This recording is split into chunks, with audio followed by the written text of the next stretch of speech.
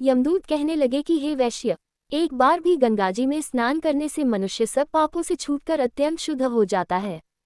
जो मनुष्य गंगाजी को दूसरे तीर्थों के समान समझता है वह अवश्य नरक में जाता है। भगवान के चरणों से उत्पन्न हुई गंगाजी के पवित्र जल को श्री शिवजी अपने मस्तक में धारण करते हैं।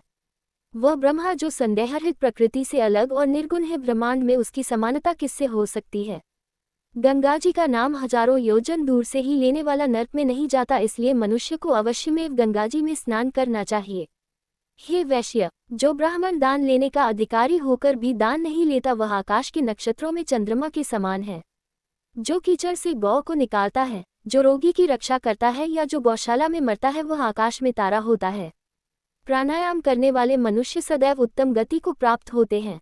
प्रातः समय स्नान के पश्चात जो 16 प्राणायाम करते हैं वह घोर पापों से बच जाते हैं। जो पराई स्त्री को माता समान मानते हैं वह यम की यातना को नहीं भोगते। जो मन से भी कभी पर स्त्री का चिंतन नहीं करता वह दोनों लोकों को अपने अधीन करता है। जो पराये धन को मिट्टी के समान समझता है वह स्वर्ग में जाता है। जिसने क्रोध को जीत लिया मानो उसने स्वर्ग को ही जीत लिया। जो माता पिता की सेवा देवता तुल्य करता है वह यमद्वार नहीं देखता और जो गुरु की सेवा करते हैं वह ब्रह्मलोक को प्राप्त होते हैं।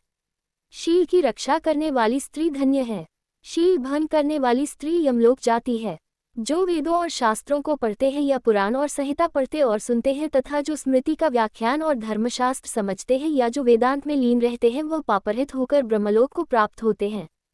जो अज्ञानियों को वेदशास्त्र का ज्ञान देते हैं वे देवताओं से भी पूजित होते हैं। यमदूत ने कहा कि वैश्य श्रेष्ठ, यमराज ने हमको वही आज्ञा दे रखी है कि तुम किसी वैष्णव को मेरे पास मत लाओ। हे वैश्य, पापी लोगों को इस संसार रूपी नरक को पार करने के लिए भगवान की भक्ति के सिवाय दूसरा और कोई उपाय नहीं। भगवान की भक्ति न करने वाले मनुष्य को चांडाल के समान समझना चाहिए। भगवान के भक्त अपने माता पिता दोनों के कुलों को तार देते हैं और उनको नरक में नहीं रहने देते, और जो मनुष्य वैष्णव का भोजन करते हैं वे भी भगवान की कृपा से श्रेष्ठ गति को प्राप्त होते हैं। बुद्धिमान को सदैव वैष्णव का अन्न खाना चाहिए। इससे बुद्धि पवित्र होकर मनुष्य पाप नहीं करता। गोविंदाय नमः इस मंत्र का जाप करता हुआ जो मनुष्य मृत्यु को प्राप्त होता है वह परम धाम को प्राप्त होता है, इसमें कोई संदेह नहीं है। जो ओम नमः भगवते वासुदेवाय मनमो नारायण इस द्वादशाक्षर मंत्र या अष्टाक्षर मंत्र का जाप करता है उसके ब्रह्म इत्यादि बड़े पाप नष्ट हो जाते हैं।